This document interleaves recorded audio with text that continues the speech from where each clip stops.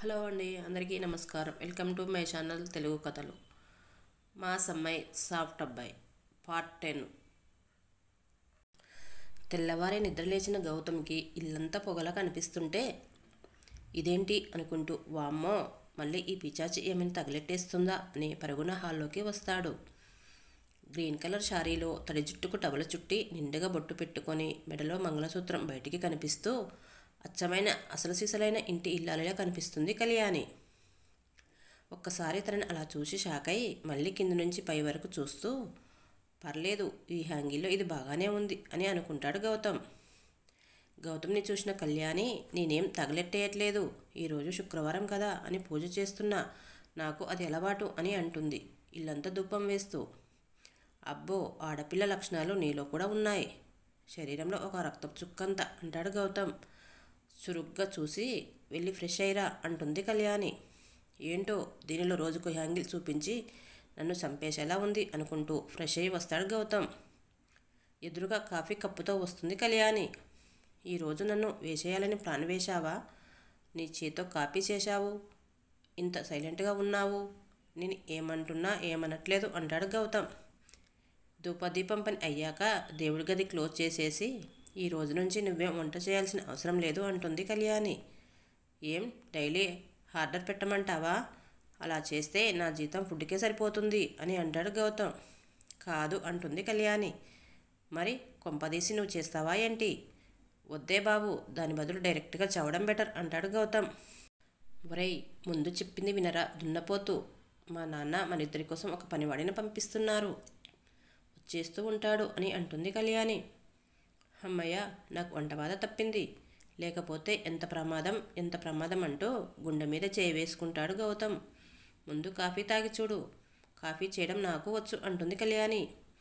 ఏమో ఇందులో ఏం కలిపావో ఏంటో అని అంటాడు గౌతమ్. నీలాంటి అలవాట్లు నాకు లేవులే, మూసుకొని తాగు, లేకపోతే బుగ్గలు పట్టి నోట్లో పోసేస్తా అంటుంది కళ్యాణి. ఏంటి అంటాడు గౌతమ్.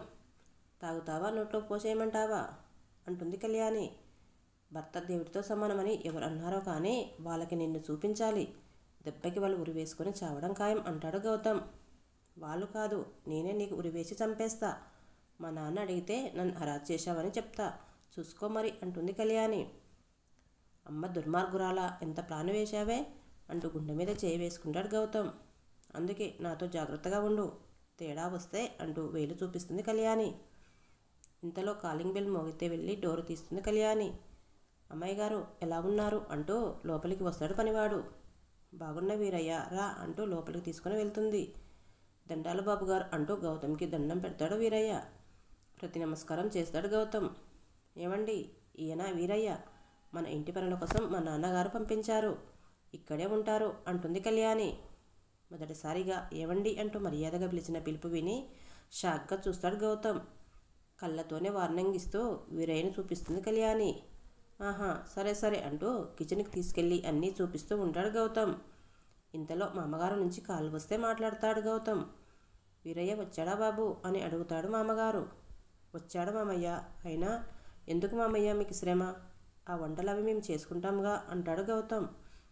నా కూతురు గురించి నాకు తెలియదా బాబు, దానికి వంటలు రావు, మీరు చేసి ఇబ్బంది పడాలి, అందుకే వీరయ్యను పంపా అంటాడు. సరే మామయ్య అంటాడు గౌతమ్. సరే బాబు ఉంటాను. కాల్ కట్ చేశాక కళ్యాణి వైపు చూస్తాడు గౌతమ్. ఇలా రా అంటూ సైగ చేస్తుంది కళ్యాణి. ఇదేంటి కొత్తగా సైగ చేస్తుంది అనుకుంటూ వెళ్ళి ఏంటి అని అడుగుతాడు గౌతమ్. వీరయ్యను మా నాన్న పంపారు అంటే ఇక్కడ మనం ఎలా ఉన్నాము అని కూడా వీరయ్య ద్వారా తెలుసుకుంటారు, మా నాన్న కాబట్టి అని అంటున్న కళ్యాణితో వీరయ్య ఎదురుగా మనం మంచిగా ఉన్నట్టు నటించాలి, అంతేనా అంటాడు గౌతమ్. బుర్ర లేదు అనుకున్నా కానీ పర్లేదు, అప్పుడప్పుడు వాడుతున్నాం అంటుంది కళ్యాణి. నిన్ను అంటూ చెయ్యెత్తేసరికి బాబు అంటూ వీరయ్య వస్తాడు. వెంటనే ఛేదించేసి చెప్పు వీరయ్య అంటాడు. ఇక్కడ సూపర్ మార్కెట్స్ ఉంటాయంట కదా, అవి ఎక్కడ ఉంటాయో చూపిస్తే ఇంటికి ఏమేం కావాలో అన్నీ నేనే తెస్తాను బాబుగారు అంటాడు వీరయ్య. సరే వీరయ్య, సాయంత్రం వచ్చి చూపిస్తాను అంటాడు గౌతమ్. సరే బాబుగారు, మీరు ఫ్రెష్ అవ్వండి, నేను టిఫిన్ చేస్తాను అంటాడు వీరయ్య. ఇద్దరు ఫ్రెష్ అయ్యి వచ్చేసరికి టిఫిన్ రెడీగా చేసి ఉంచుతాడు వీరయ్య. నన్ను ఏమండి అని చాలా స్వీట్గా పిలిచినప్పుడే డౌట్ వచ్చింది, ఇలాంటిదేదో ఉంటుంది అని అంటాడు గౌతమ్. లేకపోతే నేను ఎవడు ఏమండి అని పిలుస్తాడు అంటుంది కళ్యాణి. సరిపోయింది, ఒకరు కాదు ఇద్దరిని భరించాలి నేను అనుకుంటూ డైనింగ్ టేబుల్ దగ్గరికి వెళ్తాడు. అబ్బో చాలా ఫాస్ట్గా చేసేసా అంటూ టేస్ట్ చేసి సూపర్గా ఉంది అంటాడు గౌతమ్. బాబుగారు ఒక మాట అడుగుతాను చెప్తారా అంటాడు వీరయ్య. అడుగు వీరయ్య, దానికి మొహమాటం ఎందుకు అని అంటాడు గౌతమ్. మీరు ఒక గదిలో, అమ్మాయి గారు ఒక గదిలో నుంచి వస్తున్నారేంటి? ఇద్దరు ఒకే గదిలో ఉండడం లేదా అని అడిగిన వీరయ్య ప్రశ్నకి ఇద్దరికీ ఒక్కసారిగా పొలమారుతుంది. వీడేంటి వచ్చి గంట కూడా అవ్వలేదు అప్పుడే కనిపెట్టేశాడు అనుకుంటూ అది అది ఏం లేదు వీరయ్య, 2 రూమ్స్లో బాత్రూమ్స్ ఉంటాయి, అందుకే ఇద్దరం వేరువేరు ఫ్రెష్ అయ్యి రావడానికి వెళ్ళాం అంటూ కవర్ చేస్తాడు గౌతమ్. అమ్మయ్య తప్పించుకున్నాం అనుకుంటుంది కళ్యాణి. సరే బాబు, మీరు ఇద్దరు ఒక గదిలో ఉంటే ఇంకొక గది ఖాళీనేగా, నేను అందులోనే ఉంటాలే బాబు అంటాడు వీరయ్య. ఇద్దరు ఒకరి మొహాలు ఒకరు చూసుకొని, అంటే ఇప్పుడు వీటితో దీంతో రూమ్ షేరింగ్ కూడానా అని ఎవరికి వారే అనుకుంటూ సరే వీరయ్య అంటాడు గౌతమ్. ఏంటి నువ్వు అంటూ కళ్యాణి కళ్ళతోనే కోపంగా చూస్తే, నన్ను ఏం చేయమంటావు, లేకపోతే డౌట్ వస్తుంది అంటూ కళ్ళతోనే చెప్తాడు. ఇద్దరు సైగలు చూస్తూ నేను ఉన్నాను అని మొహమాట పడుతున్నారా, మీ మధ్యలో నేను ఉండనులే బాబు అని ముసిముసిగా నవ్వుకుంటూ కిచెన్లోకి వెళ్ళిపోతాడు వీరయ్య. వీడికి అలా అర్థమైందా అనుకుంటూ తల పట్టుకుంటాడు గౌతమ్.